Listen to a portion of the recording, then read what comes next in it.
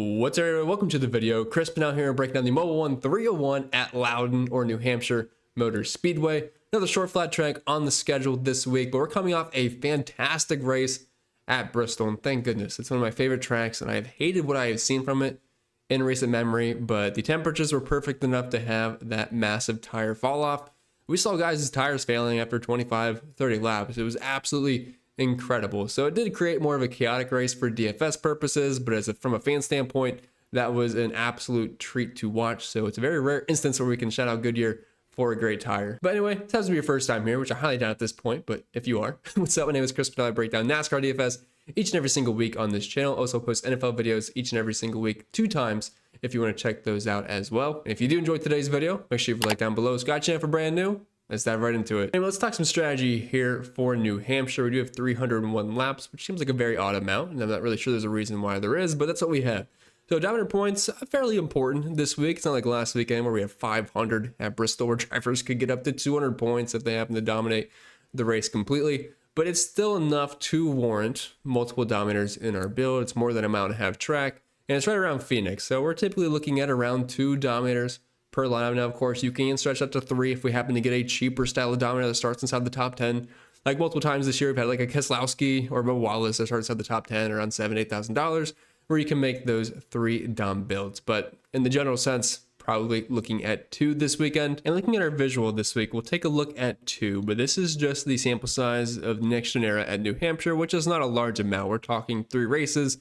Some of these guys won, some of these guys 2. The guy that has 1, it's Josh Berry. As you can see, it's all the way up towards Christopher Bell. So a small sample size, but this is his style of track. So I would not be surprised if he does run well, but it's been a horrible stretch for Josh Berry. But typically what we see at New Hampshire is it's the Christopher Bell slop fest, or really just Toyota, JGR in general. They tend to run very well here, but Christopher Bell specifically, whether it was in the Xfinity series, it doesn't matter. He typically always wins or competes.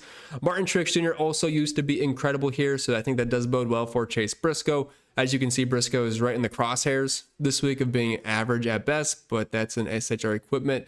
Throw him in the 19, I assume he's going to be pretty much in the top right, so that's something you have to look at within context. Logano typically good at these short flat tracks. I believe it's also the home track for him. Cal Larson, Elliott, Hamlin, Blaney, pretty much all the guys you'd expect. And also Bubba Wallace has been pretty impressive here. And with his speed this year, he's still in the playoffs. He looks great. I assume he'll bring speed once again. And if we expand this to all the short flat track races we've been at this year, which is a 5 race sample size, I don't think we were really too surprised with the big 3. Denny Hamlin, Christopher Bell, and Ryan Blaney. These guys always tend to show up at these style of tracks. Next tier, William Byron, Kyle Larson, then Logano and Bubba Wallace, who we also saw was pretty good at New Hampshire. So I think it's pretty clear we should have a top 10 run from Bubba Wallace, unless we, of course, get a horrible practice session or qualifying session, which we don't typically get from Bubba. But yeah, Briscoe's been strong with the short flat tracks this year. He's been really strong everywhere, although sometimes he can be a bit hit or miss. And he's kind of been a tough guy to project. But with how good Martin Truex Jr. has been here, I really think it's going to bode well for him. But yeah, don't be surprised. The big 3 contenders are Denny Hamlin, Christopher Bell, and Ryan Blaney, like usual. And if you're wondering what tire they are running this week, they have used it at several tracks this year. Bowman Gray to start the season, Martinsville, North Wilkesboro, and as recent as Richmond as well. And really quick, it's a free video, guys. Gotta do my plug and feed the dog. We've been the best NASCAR DFS community out there, and I do NFL and MLB each and every single week or day. You can check out the new website, link down in the description, or the pinned comment for that, and you can sign up for a free week trial upon sign up, and it's got all the information that we used to have just on the website now, so it's a little bit easier to access, but still covering Cup, Xfinity, and trucks. And then for the NFL, tons of content over there. So you want to come in and check it out, you know where to find it, and I'd love to have you. All right, it's the next day. Practice and qualifying has concluded, and I would say we have a pretty interesting starting grid here. I did not expect half the 10K drivers to be starting outside of the top 10. We have Bell in 19th, Briscoe in 18th, and Kyle Larson in 16th. We have Team Penske 1, 2, 3 besides Austin Cindric, who will be starting outside the top 20. And then we have Chase Elliott starting pretty much all the way in the back, nearly in 30th place there in 27. So I would say it's a pretty interesting starting grid. But let's take a look at practice before we go driver by driver. And we'll take a look at the consecutive lap averages first. And as I always say, if you were in Group B, and you tend to be near the top of the charts over Group A, because they tend to have a bit of a faster fire off, and then the long run can kind of mesh together better. But Ryan Blaney, despite being Group B with all the playoff drivers, that's the beefier group, Group A. I mean, if you're looking at it overall, it pretty much sucks. So when we sort this by group, it's not going to tell you much if you were great in Group A because that's where all the sucky cars are. But Ryan Blaney topped the charts once again, looked incredible. Short run, long run, qualified well. Should be a race contender. This weekend was first in the 10 through 30 lap runs in the consecutive lap averages. Byron was also very quick. The Spire Superstars, Saturday Superstars, as I call them, once again at the top of the board. Michael McDowell, Justin Haley, and missing Carson Hocevar, but he's not too far down the list, down there, right below Chase Elliott. But let's look at the consecutive, well, let's look at the lap by lap data. But I do want to mention that Team Penske overall looks like they have fantastic long run speed, and they all qualify in the top 3 besides Austin Cindric. As you can see, Josh Berry, second in the 20 through 30 lap runs, and then Joey Logano did not fire off that quick, which is kind of odd because you would have expected, well, maybe he doesn't qualify that great, but he should be good on long runs during the actual race. As you can see, 6th, 4th, 3rd in the 20 through 30 lap runs, but 25th in the single and 5 lap. But ends up putting it on the pole. He did do the tire test here. It's his home track, so who knows? Probably be a decent day overall for Team Penske. I'd be very shocked if one of those drivers does not dominate a good chunk of this race with Logano and Blaney on the front row. But let's take a look at the lap by lap data. And we could sort this by group if you want to look at this overall already. We have Ryan Blaney near the very top. AJ Allmendinger's up there. I feel like they say the same thing every week. Dinger's always the fastest. He goes out near the very beginning. Same with Michael McDowell, Justin Haley. Just feels like their numbers are always a bit inflated. But let's look at Group B because that's really what matters. That's where all the contenders are. All these drivers are basically hot garbage. I mean, we have Brad Keselowski, but he wasn't even in Group A. Typically, we do see him in Group A, but we didn't get that this week. We pretty much have Josh Berry, and that's really about it. So let's head over to Group B.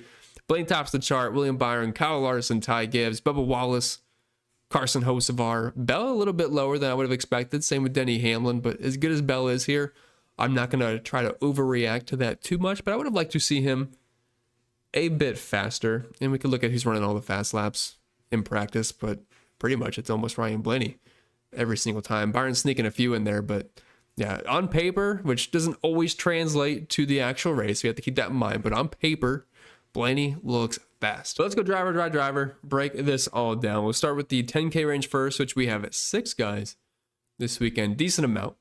But we can kind of sort this by 2 groups, I would say. We have the guys starting outside the top 10 and Hamlin, Briscoe, Larson, and Bell. And then we have the 2 guys in the front row, Ryan Blaney and Joey Logano. Now, I'm not saying every single build needs to start this way, but I feel like the majority of my builds, especially on DraftKings, the dominator points matter more. I am probably going to want to start with either Blaney or Logano. Now, you could go the very GPP route and play both in your lineup and just secure the dominator points. Say passing's impossible. There's not reshuffles throughout the race. There's no cautions. I mean, there's a decent chance 1-2 could work out. Logano leads half the race. Blaney leads half the race. But they both look great on paper, track position race, and they're both good at short flat tracks. I mean, I get it.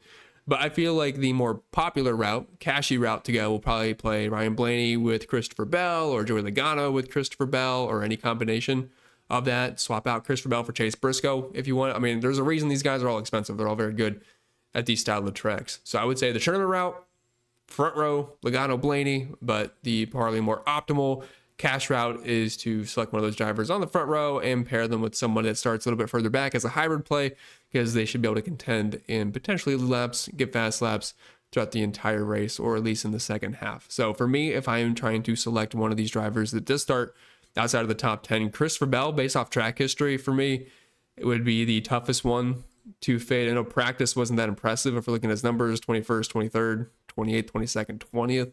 Would have really liked to see some better speed here. Hamlin was a bit quicker. Chase Briscoe is basically on par with Christopher Bell. Kyle Larson had some better speed, but I just don't see how Christopher Bell is not going to be good at this track. He's good here almost pretty much every single time. He's had a couple of races where he wrecked out. I remember in the 95 car, I believe that's what it was, around the COVID era. He started like in the 30s and ended up almost winning the race, and I think he had an issue which killed him. But his overall numbers here, incredible. The best driver rating, the best running position, has 2 wins in 3 races in next gen, has by far the most dominator points. And if we're looking at short flat tracks so far this year, also has been very good. Denny Hamlin's been great. He actually has been the top dominator. So like I said, these guys are all going to be very close. Briscoe's been good. There's a reason they're expensive. We're late in the year. We have a decent sample size at these style of tracks. Like, yeah, they're all really good. But for me, Christopher Bell, despite being the highest priced one, is going to be the hardest one to get away from. But it'll be a mix and a match approach. But Ryan Blaney right now is probably favorite driver in this range to lead laps.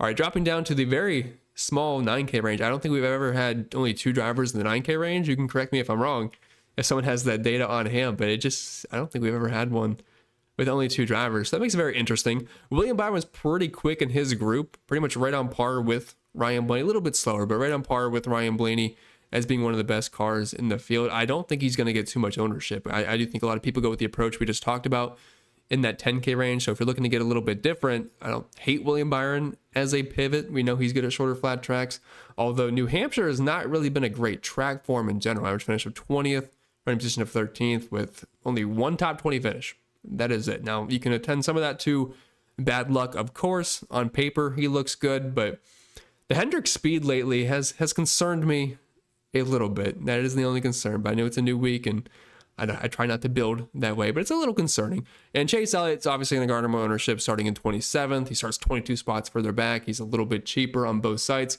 and he looks like he had a solid car in practice based off the consecutive laps. He just really screwed up qualifying. Not that he wrecked or anything, just had a really poor qualifying lap, but 5th into 15, 3rd into 20.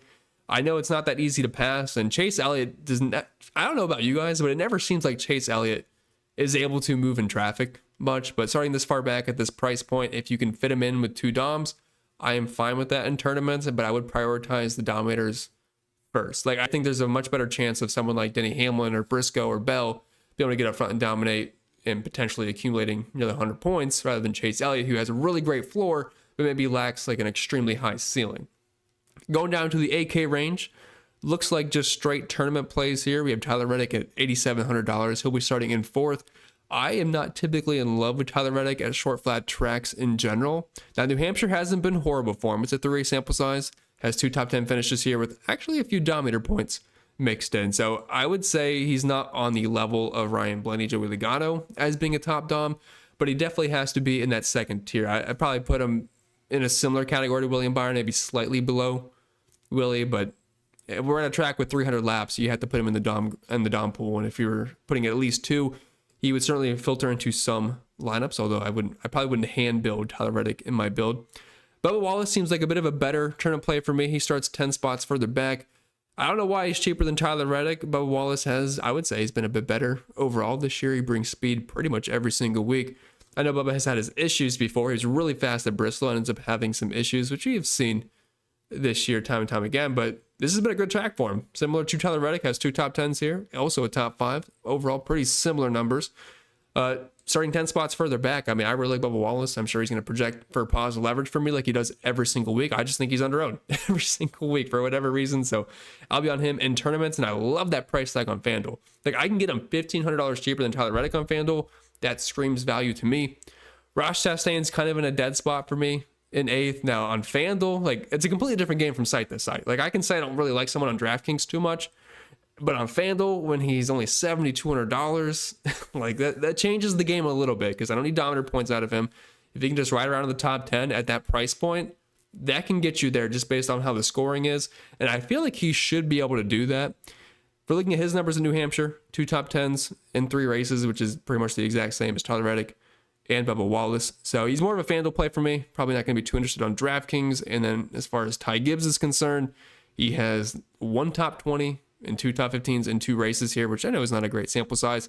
Pretty solid in practice, but I think last week was the week to use him. I had a ton of him, and I'm probably going to back off a little bit this week. Not saying he's a horrible player, but I prefer Bubba Wallace personally, and then Tyler Reddick for the dom upset on DraftKings, and then Chastain's the FanDuel play, and Ty Gibbs just kind of finds himself in no man's land. He's like a 20 max, 150 play, but not someone I hand build into my lineups.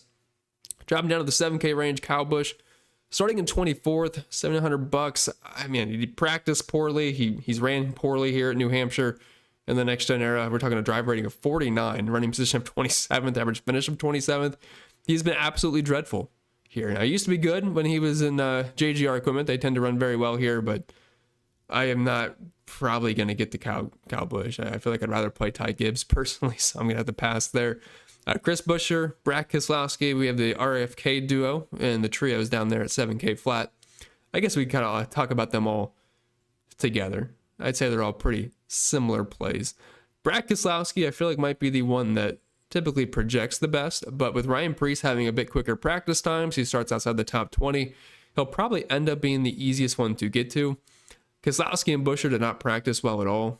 28th in the 5 lap for Brad, 25th in the 10, 19th in the 5 for Buescher, 21st in the 10. If we're looking at their next-gen numbers here at New Hampshire, they're typically in the top 15, though. 2 top 10 finishes for Brad, 3 top 20s for Chris Buescher. They should be top 20 contenders. I just wonder how much their upside actually is with all the playoff drivers we have. They might be borderline top 10 drivers, which at their price points, they make sense for, I would say, tournament plays if you go for more of a balanced build, but I'm not in love with it. Like, they're fine, but on FanDuel, they're a little bit more expensive. So usually I play them more on FanDuel than I do in DraftKings. I think it's flipped this week where they're better DraftKings plays and maybe worse FanDuel plays. Austin Cindric, Penske looks good in general, although he looked to lack a bit based off their entire group of Josh Berry, Ryan Blaney, and Joey Logano. So starting in 22nd, I would prefer him over Kyle Busch, but he's not a priority play for me. Carson Hocevar starts a little bit too far up for me. Josh Berry, these numbers look incredible. We have to keep in mind, though, it's a one-race sample size. But the 21 car, it's part of Penske. They all look really good. He had some really good long-run speed. I think you throw him in that dominator pool. And honestly, I don't think the upside's too far off someone, say, like Tyler Reddick or even William Byron, and you're getting him at a massive discount. So I would absolutely put him in the dominator pool. I would expect the worst based off how he's ran the second half of this season. But at least we have one race here, and he ran very well at that race. And practice looked good, good track position. If he gets up front or stays in the top 5 all day and clicks off fast lap, it's as a great tournament play at $7,400. And we already hit on Ryan Preece. I'll hit him as even against a cash play, really, because looking down this list here for these cheap plays, I am not really seeing any standouts. Alex Bowman, we haven't even talked about Alex Bowman yet. He's in the 6K range. That seems very low, but man, I know he's struggled so far in the playoffs. But for place differential, I mean, we have Gillen starting dead last. But other than that, it's not pretty. So yeah, Ryan Preece definitely looks the best of the cheaper PD bunch. But let's talk about Alex Bowman here. I did not realize he was this cheap at $6,800. Not a great track record at New Hampshire. Does have a top 15, running position of 25th, average finish of 28th. He is the lone Hendrick car, not in the playoffs, which does concern me a little bit. The short flat tracks in general for him have been pretty good so far this year with 3 top 10 finishes, 1 top 5, and overall solid numbers. Although the most recent one we were at, I believe he did struggle quite badly. I believe it was Gateway. I think it's likely he falls back. Now, of course, he can use track position. I'd prefer him over Carson Hocevar personally, but I don't think he's going to project that great. AJ Allmendinger, not someone I'm probably going to be able to get to. I mean, I think he's going to be a top 20 contender, but again, another driver most likely to fall back. And then we kind of get a weird place differential bunch here. Guys that we don't typically really want to play, but sometimes they're just going to have to filter into your lineups. Austin Dillon starting in 28th. Does have a top 10 here, but also only 1 top 20. Eric Jones in 26. 3 races, average finish of 14th. Running position a little bit better. 2 top 15 finishers and 3 top 20s. That looks a little bit better to me. If we're looking at practice here, see if we have any big separators. Dillon was a bit quicker. Fell off in the 10 and 15.